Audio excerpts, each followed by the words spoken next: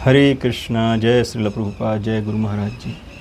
आज की इस वीडियो में हम लोग चर्चा करेंगे कि देहात्म बुद्धि क्या है और मुक्ति क्या है। तो सर्व कारण कारणम परमेश्वर भगवान श्री कृष्ण अपने करुणामय वाणी भागवत गीता में जो पूर्ण सत्य को प्रकाशित करती है और जो मानव निर्मित ज्ञान विज्ञान से परे की बात है, उसमें भगवान श्री कृष्ण कहते हैं कि देहिनो यस्मिन् यथा देहे कौमारम यौवनम जरा तथा देहांतर प्राप्तिर्धीरस्तत्र न मुह्यति। उसमें इस श्लोक में भगवान कहते हैं कि देह और देही दो नित्य, दो अलग भिन्न सत्ता है, और इस देह में रहने वाला जो देही है उस देह के परिवर्तनों को देखता है और अंत में इस देह के मृत्यु हो जाने पर वो दूसरे देह में चला जाता है। तो देखिए, जो देह है, जैसा हमने पिछले वीडियोज़ में समझा है, देह जो है भगवान की निकृष्ट शक्ति, भिन्ना शक्ति, अचेतन शक्ति, पृथ्वी जल अग्नि वायु आकाश मन बुद्धि अहंकार आदि से निर्मित ये भौतिक देह रूपी यंत्र है। और इसमें जो रहने वाला देही है वो है चेतन, अविनाशी, अपरिवर्तनीय, अव्यय।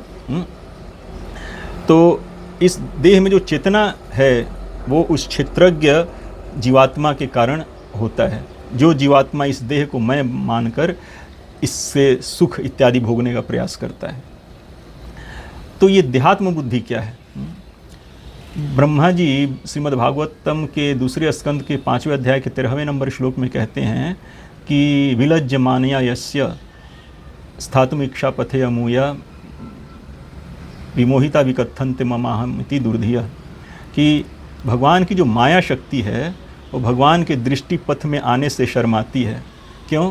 क्योंकि उसके द्वारा मोहित जो जीव है, जो भगवान श्री कृष्ण का नित्य सनातन अंश है, वो भगवान श्री कृष्ण को विस्मृत करके अपने आप को ये स्थूल भौतिक देह मानकर सोचकर जीता है और इस भौतिक देह से संबंधित चीज़ों को मेरा मानकर सोचकर जीता है।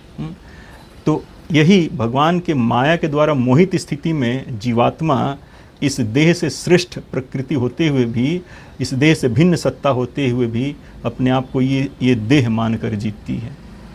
यही देहात्म बुद्धि है, इस देह को मैं मानकर जीना है, जो हम हैं नहीं वास्तव में। हम इस देह से भिन्न सत्ता हैं, फिर भी माया के द्वारा मोहित स्थिति में हम इसी देह को मैं मानकर जीते हैं और इस देह से संबंधित घर परिवार क्षेत्र भाषा देश प्रदेश को मेरा मानकर जीते हैं। इस देह से जुड़े संपत्ति इत्यादि को मेरा मानकर जीते हैं। क्योंकि जैसे देखिए, इस देह के सुख के लिए पति पत्नी चाहिए, फिर पति पत्नी से बच्चे होते हैं, बच्चों से परिवार से के लिए घर चाहिए, संपत्ति चाहिए, बैंक बैलेंस चाहिए, प्रॉपर्टी चाहिए, समाज में प्रतिष्ठा चाहिए। तो ये सब जो है देहात्म बुद्धि के कारण होता है। मान प्रतिष्ठा इस देह का, मेरे समाज का, मेरे देश का, मेरे घर परिवार का, मेरे बीवी बच्चों का इत्यादि इत्यादि, ये सब देहात्म बुद्धि के कारण होता है। और जो कि सब इस देह के पूरा होने पर, देह के मृत्यु हो जाने पर सब छूट जाते हैं।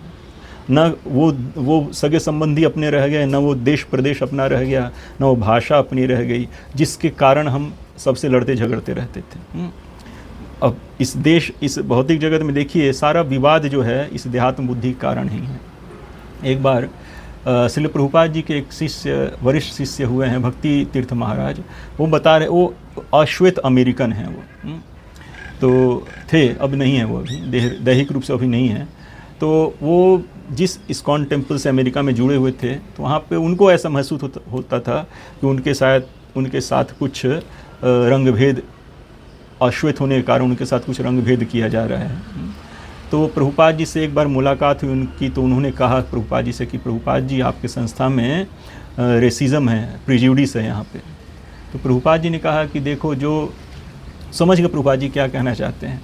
तो प्रभुपाद जी ने कहा कि जो अपने आप को बॉडीली कॉन्सेप्ट ऑफ लाइफ में जी रहे हैं, जो नियोफाइट भक्त, जो अपने आप को वाइट बॉडी, श्वेत बॉडी सोचकर और तुम्हें अश्वेत सोचकर तुम्हारे साथ कुछ दुर्व्यवहार करते हैं, तो वो भी नॉनसेंस हैं। और उनके दुर्व्यवहार से यदि तुम अपने आप को अपमानित महसूस करते हो, अपने आप को अश्वेत सोचकर, तो तुम भी नॉनसेंस हो, क्योंकि वो भी देहात्म बुद्धि में हैं और तुम भी देहात्म बुद्धि में ही हो। तो इस तरह से जब प्रभुपाद जी ने भक्ति तीर्थ स्वामी महाराज जी को कहा, तो उनको जैसे एकदम पूरा ज्ञान का बल्ब जल गया उनके दिमाग में। अब बोले कि प्रभुपाद जी का वो वाणी जो था, उनमें बहुत ज़्यादा परिवर्तन किया, ट्रांसफॉर्मेशन किया उनके अंदर।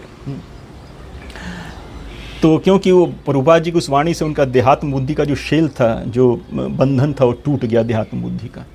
मैं देह हूँ, मैं अश्वेत हूँ, ये बंधन टूट गया उनका। और गुरु महाराज जी कहते हैं कि जो रशियन और अमेरिकन अपने आप को घोर शत्रु समझते हैं, प्रभुपाद जी के आंदोलन में, प्रभुपाद जी की कृपा से देहात्म बुद्धि से मुक्त होकर वही अमेरिकन और रशियन और विभिन्न और नेशनलिटी के जितने भी लोग हैं, वो सब एक ही मंच पर प्रभुपाद जी के साथ हरे कृष्णा कीर्तन के तहत सब एक साथ एक दूसरे के गले में बाहें डालकर नाचते थे एक दूसरे के साथ प्रेम से। कोई अमेरिकन, कोई रशियन, कोई इंडियन, पाकिस्तानी, ऐसा कोई मतलब बुद्धि नहीं रहता था, क्योंकि वो देहात्म बुद्धि का जो कठोर शेल है वो टूट गया रहता है भागवत गीता के ज्ञान से जो प्रभुपाद जी ने उन्हें सिखाया था। तो ये जो देहात्म बुद्धि है बहुत संकुचित है, मैं और मेरा, और उसके बाहर जो है वो सब गैर हैं, अपने नहीं हैं। तो उनको गैर समझने के कारण उन सब के प्रति क्या होता है, ईर्ष्या, द्वेष, नफरत का भाव आता है, और वही क्या होता है, एक दूसरे से कलह, कलेश, झगड़ा, झंझट का कारण बन जाता है। जहाँ तक मैं और मेरा का सवाल है, उसके प्रति स्नेह, और उसके बाहर के लोगों के प्रति द्वेष, ईर्ष्या, नफरत। तो देखिए आज जो भी भारत पाकिस्तान के बीच जो नफरत है, कहीं सीमा विवाद, कहीं क्षेत्र विवाद, कहीं भाषा विवाद, जो इज़राइल और फ़िलिस्तीन के बीच, ईरान इज़राइल के बीच, अमेरिका रशिया के बीच, जहाँ भी गाजा इज़राइल, ये सब देहात्म बुद्धि का ही परिणाम है। देह की आइडेंटिटी को मैं मान कर जीना, जो कि अनित्य है, देह खत्म होने पर वो आइडेंटिटी खत्म हो जाएगा, लेकिन फिर भी उसी देह को मैं मानकर एक दूसरे से लड़ना, झगड़ना, और इस देह के सुख के लिए और इस देह के स्वजनों के सुख के लिए घोर प्रयास करना, एक को सुखी करना और दूसरों को दुखी करना। इंडिया पाकिस्तान का मैच होता है तो जो जीतता है वो दल जश्न मनाता है, जो दल हार जाता है वो दुख के खेमे में चला जाता है। तो ये देहात्म बुद्धि है। लेकिन देह का भी एक मकसद है वास्तव में। जैसे भागवतम में ही कहा गया है कि स्वजनो न सस्यात, गुरु न सस्यात, पिता न सस्यात, जननी न सस्यात।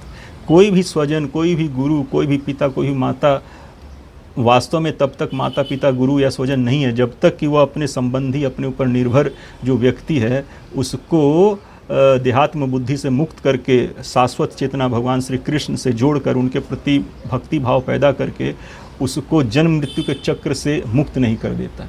जब तक हम देहात्म बुद्धि में रहेंगे, देह से सुख भोगने का प्रयास करते रहेंगे, तब तक हम एक देह से दूसरे देह में, दूसरे देह से तीसरे देह में जाते रहेंगे, जन्म मृत्यु, रोग, बुढ़ापा का कष्ट सहते रहेंगे।